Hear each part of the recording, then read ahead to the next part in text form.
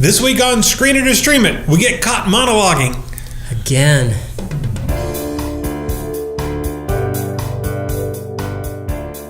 Incredibles 2 is rated PG for action sequences and some brief mild language. Incredibles 2 is the long-awaited sequel with perhaps the best superhero family I have ever seen. Picking up just after the first installment ended, we have Mr. Incredible and Elastigirl trying to stop the Underminer from robbing a bank and destroying the city. With some help from their kids and Frozone, they have mixed success trying to save the day. The problem is that the supers are using their powers to fight crime, and that's still illegal, and then Bob and Helen find themselves arrested for the trouble. Enter a billionaire and tycoon that wants supers to be legal again. He takes the family in and promotes Elastigirl to change the image of what supers can do. She gets a chance to show off her talents when the mysterious villain, the Screenslaver, begins attempting to kill off city officials and other dignitaries. Complications twist the story up from there as Helen tries to unravel the mystery of the Screenslaver, and Bob adjusts to being a stay-at-home dad. 14 years. Was it worth the wait? I'd say so. We got together and decided it's a great movie.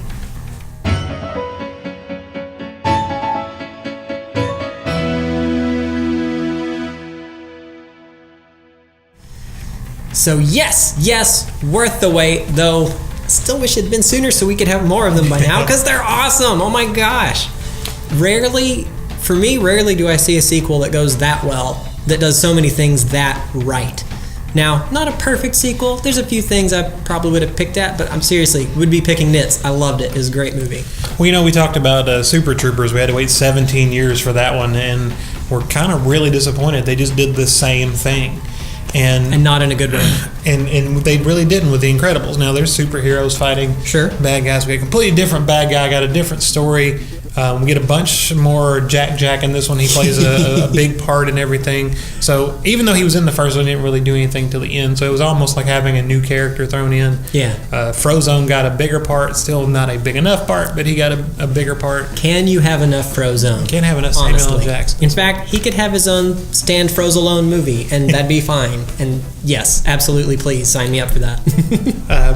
But yeah, it was enough to keep it fresh. It took a different turn. Mm-hmm. Now, the basic of the story was, I guess the conflict of the story is superheroes can't be out in the open. They've been they've been underground for 15 years or whatever. Which that was in the first one. Mm-hmm. But in this one, they're trying to legalize it and make it okay for superheroes to be superheroes. And they pick Elastigirl to basically go out and do superhero-y things on like a trial basis because she's the least likely to blow everything up when she does it. Yeah, least collateral damage, I think, was the way they put that. And so you get some neat, conflict that arises because she's going out and doing all the fun stuff. Mr. Incredible has to stay home, and he really wants to be out there doing all the fun stuff. He does. And then he's got to stay home with the kids, and he's got to be like, Mr. Nanny, Mr. Mom, and he's not very good at it and has all kinds of problems. Leads to all kinds of, comedy, and that was all really good. The humor is still there, and the jokes are still funny. And they didn't recycle all the old jokes. Good job, guys. There was new stuff. Jack was just hilarious. Oh my gosh, so funny. Just you think everything he does, like, you're not going to top it, but somehow they did in a way that was funny and appropriate, and it fit, and it just did not get annoying, not even once. It was like having the Tasmanian devil for a child. Yeah, kind of like that. So the raccoon was great. Oh my gosh, one of my favorite characters. But all that was good. I don't know if we can say we saw the ending coming because we discussed it and we saw the ending coming, but what we saw... Pieces of it. Yeah. We saw pieces of it, but they still kept a few surprises back. I was glad of that because, kind of maybe midway through, there have been kind of these hints and I'm thinking, I see where this is going. I see exactly where this is going. Well, no, it didn't go exactly where I thought, so thanks for that. I appreciate that pleasant surprise. I did. There were some, I don't know if you want to call it like moral messages in there, but there was some like... There are family themes. Themes, really a lot of like girl power. There's talks between, it's basically this rich brother and sister. They're these giant, I think they were telecommunications moguls. Yeah. And they're running their father's company and they're wanting superheroes to come back. And so they're working together to try to promote them and do the things they're good at to to help superheroes be in the limelight again. And there's a lot of interaction with the Elastigirl and the sister, and they talk about, you know, girls doing girl stuff, and it's great that the girls are out front and that sort of thing. One of the neatest things to me, I don't know how, I didn't ask you about this, I didn't think about it, but one of the neatest things to me was the Elasticycle. Oh my gosh, that was such an inventive use of that.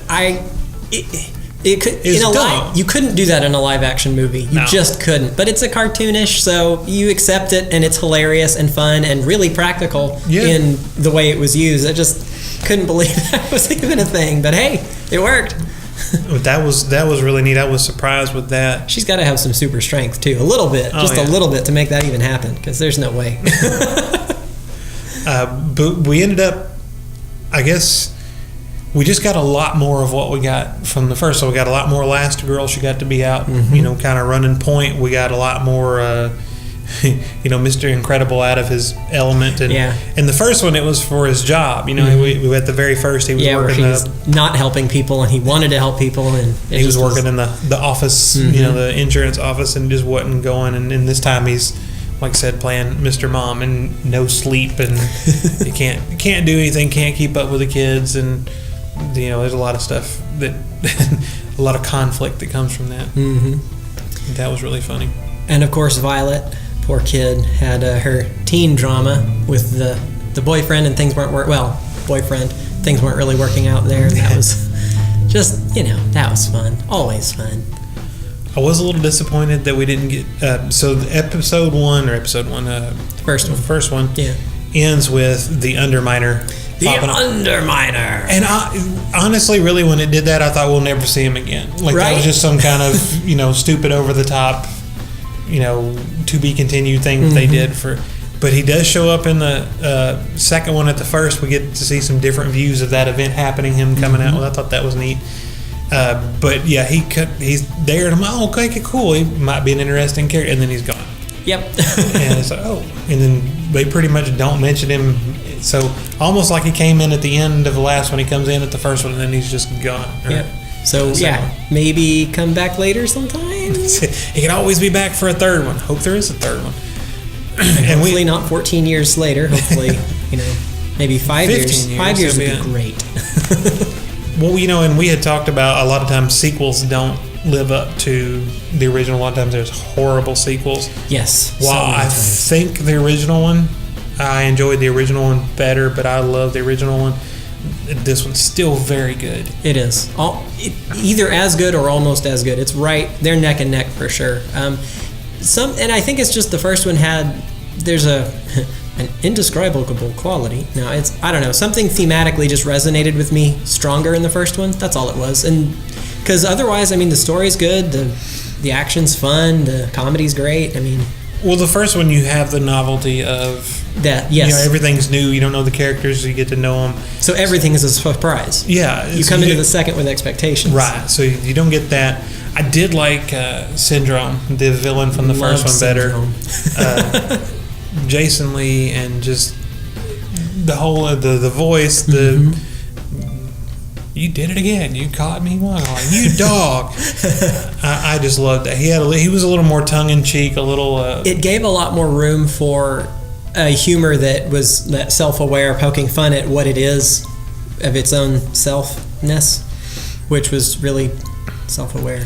This one was more kind of it didn't really. I mean, it did it at times, but it wasn't near as heavy with it. It was, you know, very sparse, and to me this felt more like a straightforward the superhero movie with a lot of comedy. The comedy was shifted a little bit more toward the awkward situations that mostly Bob and Jack happened.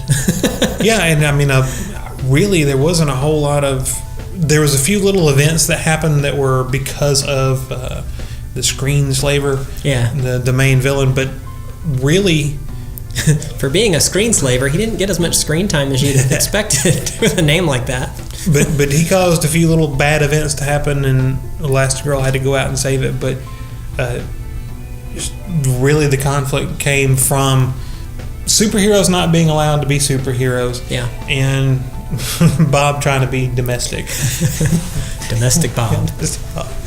And it was so funny, and I just cannot express Jack going crazy and him trying to keep him in control and round him up while trying to keep up with Dash, who's running 190 miles an hour, and Violet, who's teen angsty, and the boy doesn't like me anymore, and but not annoyingly so. Again, everything was balanced just right. I'm guessing they spent a lot of time on the writing because it was very solid writing. Smiled through the entire thing, laughed a bunch, and again, this is one of those movies. We talk about this all the time, but I sat down. The movie started. A few seconds in, I'm in the movie, and the little kid that keeps playing with the cell phone in front of me only mildly irritated me, and the kid that threw a bottle cap at the back of my head only mildly annoyed me. I had to fish it out of my collar. Thanks. And the ones that were kicking my chair.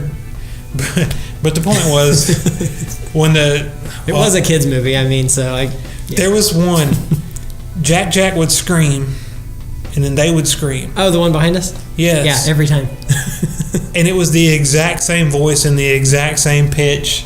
Like Jack would scream, and then you would get an echo from just right here. So they had this synchronicity thing happening. And it was really annoying the first time. About the 8th time, it was actually kind of funny because it was the same voice. And I'm like, how are they doing that? But maybe Jack threw his voice into the kid behind us. But no, watching the movie was totally sucked in. Was watching it, wasn't enjoying it. Wasn't thinking about what my recommendation was going to be. Wasn't thinking about look at those special effects. That's terrible plot device. Just was sitting there enjoying it. And that's really a mark of a great movie to me. I loved the car because I don't think they had teased that at the Incredible, yeah, something like that. Because it should have been the Incredicar or something, but it wasn't. It was the Incredible, which just did not sound right to me. Which wasn't even mentioned in the first movie. They never even talked about it, and then here it is, which was a really fun reveal. And then it was just great. Everything with that car was just fun. It was a Mr. Incredible's car. It was a very James Bondy. Yeah, gadgety, all the gadgets and gizmos, and of course heated seating for two, and power windows, and a remote control, and it's got all the features, and it's just... There were a lot of remote controls in this movie. There really were. There was a remote control for the house. There was a remote control for the Jack at one point. There was a remote control for the car. Huh. Yeah, they were really going all out on their remote controls. I wonder if they're trying to tell us something. No. Like a subliminal message about TV in there. I don't know. There's a lot of swirling patterns and flashing lights, too. Yeah, so. Epilepsy warning. Seriously, there's a lot of flashing lights in this movie, so you have been warned.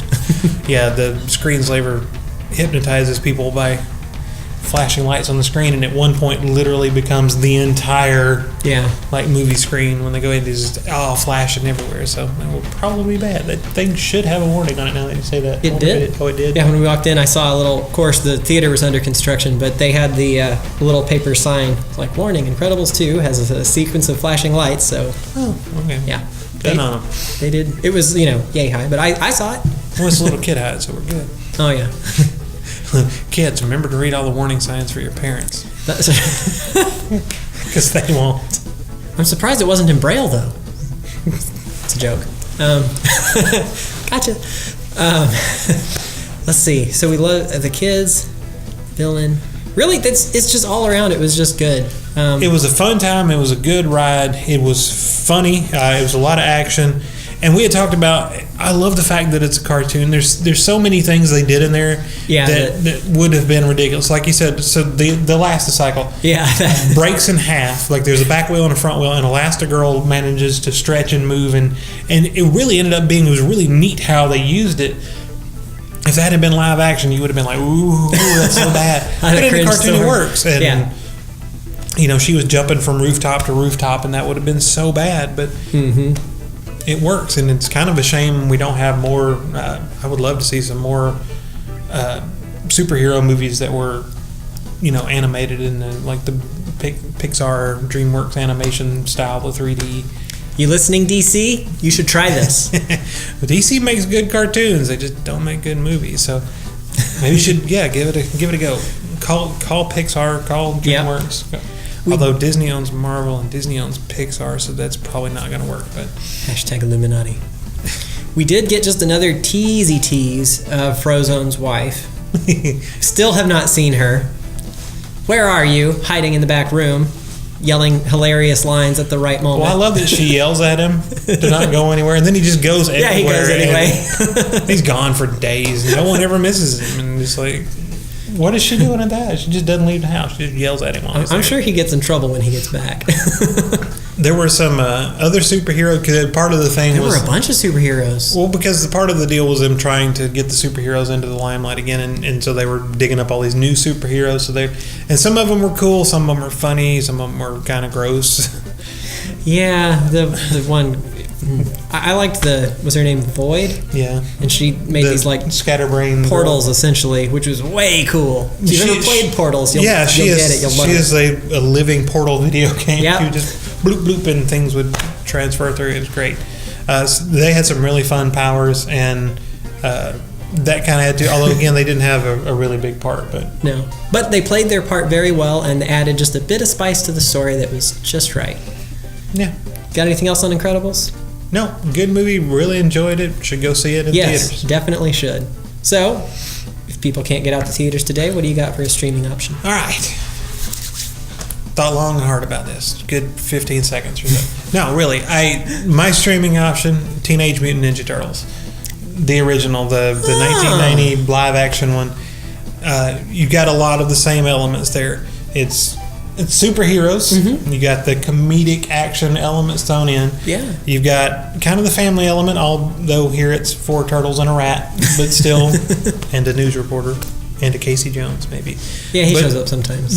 But you basically got kind of this family element, and you've got the shadows. They can't be out in the open, not necessarily because they aren't allowed, but because they're giant mutant turtles and people would freak. So, there's a lot of the same elements thrown in there. And it really kind of, to me, has the same kind of fun, action-y vibe. Story doesn't follow quite the same, but you don't want quite the same. But I think it's a good recommendation. I leaned very heavily. Like I said, the Fantastic Four kept popping in my head. Yeah. And did not realize that the Incredibles basically are the Fantastic Four. A lot of similarities there between their abilities and their group makeup. The only reason I'm not going to recommend the Fantastic Four is because they haven't made a good movie yet, because they're not good. So they keep trying, but you know what they say, 4th time's a charm. Come on, Marvel, you can do it. Well, I've got a little bit of an unconventional one for me. I'm going with a series, actually, a TV series. You can stream on Netflix. I'm going with Lost in Space, the new remake. It's not as good. I like The Incredibles better. And Lost in Space does not have superheroes per se, but you've got a family of adventurers that, well, they start off kind of bickering and arguing, which is unpleasant. But The Incredibles, they did that. They do a little, but theirs is, I don't know, it's sweeter. You can tell they actually like each other. In the beginning of Lost in Space, you're not sure. A couple of them, like, do they even like each other? I don't know. True. But the more you get into it, they start relying on each other because they're in a situation they have to. And like The Incredibles, when things get really bad and they all start working together, they accomplish some really awesome stuff. So that feeling, kind of more toward the end of the season, really kind of holds there. And there are some sort of supernatural things, but it's like sci-fi tech stuff, which is questionable. You just suspend your disbelief of physics and science as you know it and just go with it, because it's much more fun if you just go with it. But, there's some funny elements, but it's not. The Incredibles is more of a comedy movie with action and superheroes, right? And Lost in Space more of a sci-fi action movie with some comedy elements. But it even has a villain that is so totally over the top, you almost expect her to be a cartoon villain and twirl a mustache if she had a mustache, which she doesn't. But true. Anyway, so someone should get her one. They should. Glasses and the nose and the mustache. She could twirl it. Not to be confused with the movie remake of Lost in Space from 2004-ish or whenever that was. Not that one. I mean, it's okay, but it just... I like that one. I don't know. It left me disappointed. I would watch it again. I would. Just for you. It wasn't a great movie, but I didn't dislike it. I'd try it again. I think at the time I was really jaded against anything with time travel of any kind, so... spoiler alert, there's time travel in that one. Anyway, that's all our time. Thanks so much for watching Screen It or Stream It. And remember, don't take your kids to the movies on Tuesday nights, because that's when we go.